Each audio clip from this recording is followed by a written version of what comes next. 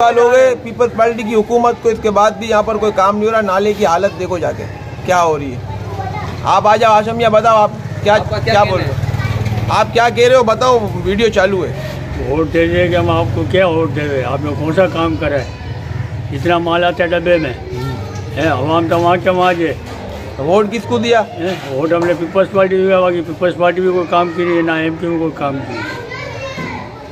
अभी आगे क्या ठप करूँगा ना आशिम सर, आप हमें ये बताएं कि जो मस्जिद के आगे आप वहाँ पर बैठते हैं, तो मस्जिद के आगे ये जो गंद वगैरह जो निकलता है, ये क्या है, ये किस तरह बाहर आ रहा है, क्यों आ रहा है? ये बात ये इसके लिए आ रहा है कि जो अंदर से बिल्कुल घुस के जो साफ करेंगे नाले के नीचे से, इसके बीच में कोई चीज़ ऐसी फंसी हुई है कि पानी रुकावट कर रहा है। अच्छा, सफाई के लिए आप लोग गए थे टाउन ऑफिस, तो वहाँ पे क्या कहा गया? फिर भी हमने यही कहा कि पानी भाई चलता है तो थोड़ी देर चलता है, इसके बाद रुक जाता है, वही निकलना चालू हो जाता है। यानी कोई मशीनरी वगैरह आई थी आपके पास?